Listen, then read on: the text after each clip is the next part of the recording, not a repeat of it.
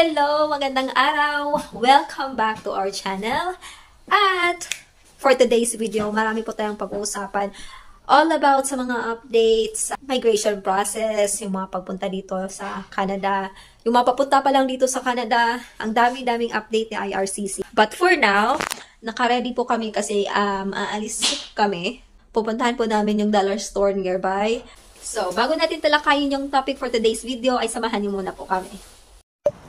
Officially, springtime na dito. Pero ayan, dami pa rin ice sa gilid. Siguro mga around May, June pa ito mawawala.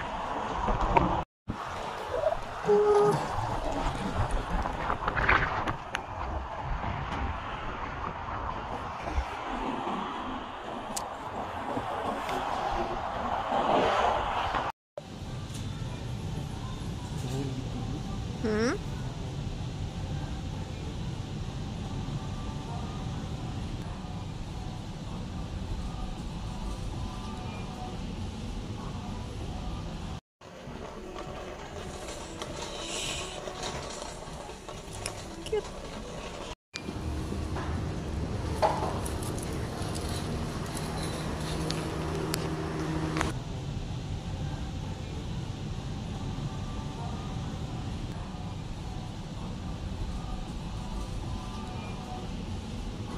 So, ayan, nandito na kami sa bahay.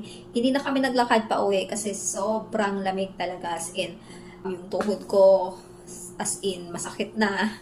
Masakit na siyang ilakad. Tapos, yung mga kamay ko, as in, nanginginig na. So, sobra. As in, lamig-lamig talaga. Lately, ang daming updates si IRCC. Back in January and February, meron silang mga updates regarding the capping ng mga immigrants or mga temporary workers at mga students na pwede nilang papasukin by province. At actually, kung napanood nyo na ito sa Omni News, at merong iilan talaga na talagang maaapektuhan, lalo na yung mga nangangarap na magpunta ng Canada. So, panoorin natin itong isang video. Simula May 15, hindi na eligible makatanggap ng post-graduation work permit ang international graduates mula sa tinatawag na private-public partnership colleges.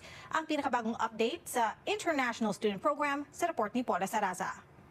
Overall, we are spending a lot amount of fees like $20,000, $40,000 for one course. So we should get a time for post-graduation work permit to cover all our expenses. Sa halip na Setyembre, ipatutupad na sa May 15 ang bagong polisiya sa International Student Program kung saan hindi na eligible ang mga international students na magtatapos mula sa mga private-public college partnership programs na makatanggap ng post-graduation work permit o PGWP. Nakikita natin is parang they're delivering the policy changes in piecemeal. Kasama ito sa marami pang pagbabago sa programa na unang inanunsyo ng Immigration Canada noong Enero.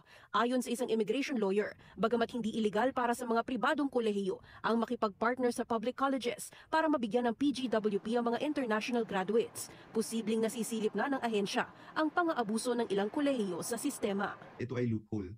Dahil ang lumalabas sa mga sub-licensing ay parang yung public college mismo ang nagbibigay ng diploma. At ang rules sinasaad, galing ang inyong diploma sa isang public college, ay mabibigyan kayo ng PGWP. Kayo ay PGWP eligible kahit na never kayong tumungtong sa campus ng isang public college, kahit dun lang kayo dun sa private, basta nakalisensya sila. So nakita nila itong loophole na to, at nakita nga nila yung malaking growth ng international students ay naririto, so ina-address na ito ng immigration. Hindi malinaw kung may koneksyon nga ba sa anunsyong pagbabawas sa bilang ng temporary residents ang naging desisyon ng IRCC na agahan ng pagpapatupad sa pagbabago ng pulisiya sa mga tatanggap ng PGWP. Pero ani Dangzalan, malaking problema ito para sa mga nakapag-enroll na sa private public college programs ngayong spring at summer intake. Dahil binigyan mo ng mahabang deadline ng mga colleges, maaaring nag-cash in din sila na, dali, enroll na kayo ngayong May. Kasi po pwede pa. So ngayon yung mga naakit at nahulog sa sales pitch, malaking problema nila. Pero hindi man makakatanggap ng PGWP, may tsansa pa rin daw ang mga maaapektuhang international graduates na manatili at makapagtrabaho sa Canada, bagamat di raw ito garantisado. Before siya matapos ng program niya, and marami naman talagang gumagawa nito, is maghanap siya ng employer willing to support with an LMIA. Yun nga lang, as we know, challenge din ito. Pero hindi siya imposible. As long as nasa critical sector kayo. Yung language ng policy announcement today, actually sinabi naman na meron mga critical sectors na talagang mataas ang demand. So doon sila mag-focus. Paalala niya dahil sa sunod-sunod na mga pagbabago, may mga pagkakabuhol-buhol na sa pulisiya na dapat mabusising pag-aralan ng mga aplikante bago gumawa ng anumang hakbang. At kung hindi sigurado, lumapit sa mga profesional. Gusto nilang ibalik yung integrity o palakasin ulit ang International Student Program. Pero hindi ba dahil sa mga pagbabagong nilalabas nila ngayon, sabi mo nga patsi-patsing pagbabago, hindi ba mas kini-question ng mga international student applicants kung ano ba to, bakit ganito, bakit hindi organisado? In previous interviews, I mentioned the term policy stability, di ba? Kung papatsi-patsi kasi yung announcement trickles, parang nag-aabang ka parati kang nasa edge. So ang hope ko sana dito sa policy communication is sana mas coherent. Sinubukan ng Omni News kuna ng pahayagang IRCC pero hindi ito umabot sa oras ng broadcast. Paula Saraza, Omni News, Toronto. Sa patuloy na pag-control sa immigration system ng Canada, handang bawasan ng gobyerno ang mga tatanggaping temporary residents sa bansa. Ang mga aasa report ni Paula Saraza. Changes are needed to make the system more efficient and more sustainable. Sa unang pagkakataon, lalagyan na rin ng target ang mga tatanggaping temporary residents sa Canada. Sa anunsyo ni Immigration Minister Mark Miller at Employment Minister Randy Boyceno Huebes, planong bawasan ng 5% sa susunod na 3 taon ang lumalaking populasyon ng mga temporary residents sa bansa. To set these targets, I'll be convening a meeting with my provincial and territorial counterparts as well as other relevant ministers in early May. I think it's a reasonable goal. I think it's relatively ambitious, but it's a target that we'll have to crystallize over the next 3 years. Nasa 6.2% ng populasyon sa Canada ang binubuo ng mga temporary residents. Marami ring Canadian employers ang dumedepende sa mga temporary foreign workers o TFWs. Ayon sa gobyerno, dadaan sa mabusising review ang mga temporary work permit programs para matukoy ang mga pang-aabuso sa sistema at maiging matugunan ang pangangailangan ng bawat sektor. So let me be clear. The temporary foreign worker program is a last resort. We expect businesses and business owners to exhaust every option and work to prioritize workers here in Canada before applying for temporary foreign workers. For sure, tatanungin ng mga kliyente is number 1, pwede pa ba kaming pumunta ng Canada?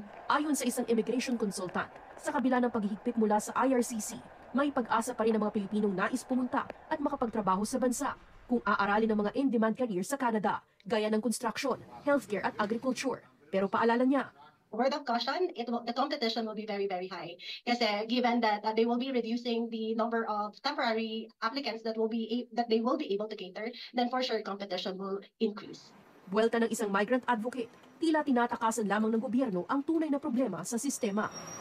What the government is doing is it's responding by making announcements and tweaking in numbers at the edges, right? We're going to reduce these numbers, we're going to reduce those. But the question has never been how many, it is what is the conditions that people come here in, and those conditions will remain exploitation until we can ensure permanent resident status for all. Kabilang sa mga inaasahang pagbabago pagdating ng Mayo, ang pag-ikli ng validity ng Labor Impact Assessment o LMIA ng 6 na buwan mula sa 12-month validity.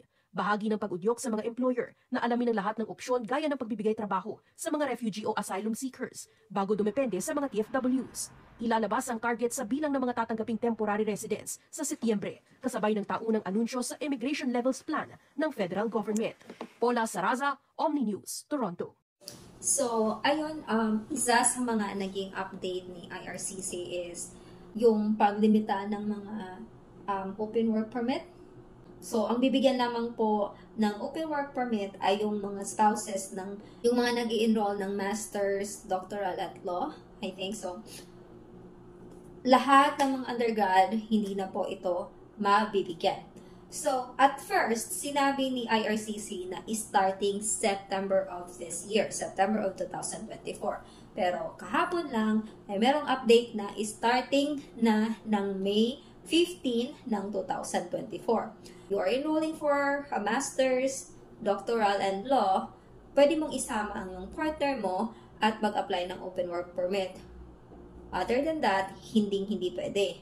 So, ang nangyari, maraming kumagat sa pitch na yon. Like, okay, since September pa, mag-i-start ang policy na iyon. Ang nangyari is, maraming nag-enroll sa May intake upang maisama nila ang partner nila para mag-apply ng open work permit. Kasi sabi nga, September pa, di ba?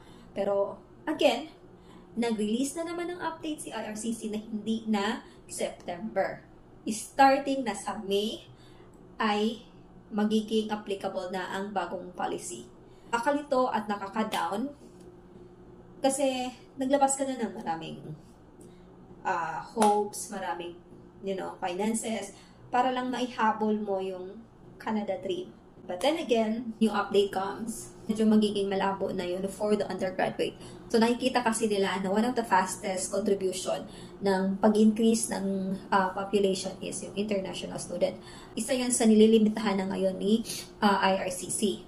And another update just this week is ang paglimita ni IRCC sa mga temporary foreign workers.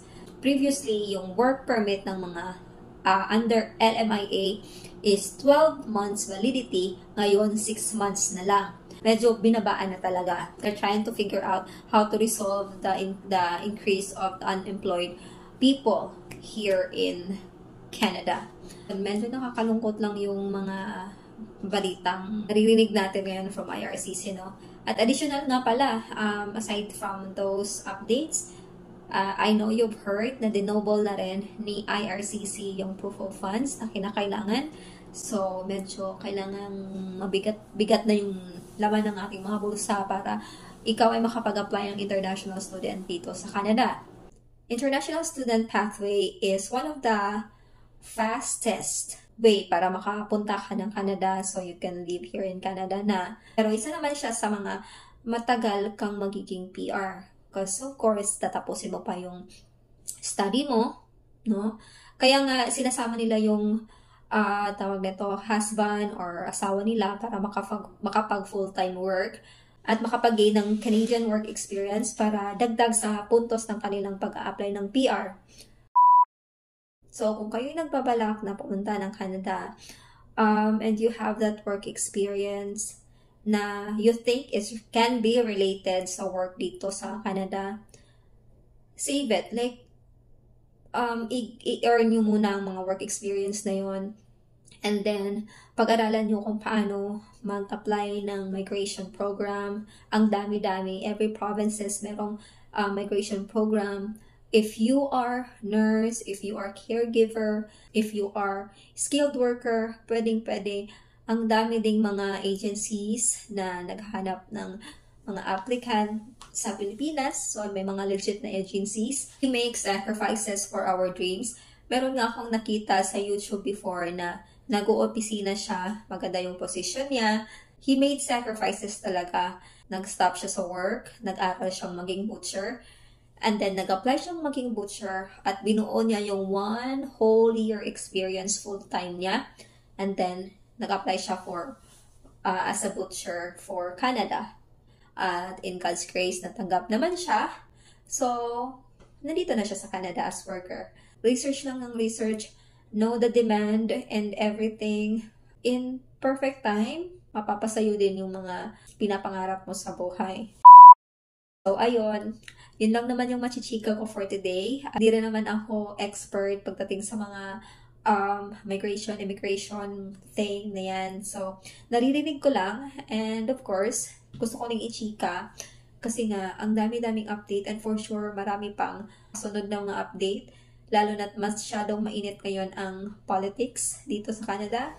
So, thank you guys for watching this video. At sana nagustuhan niyo po ang video na ito.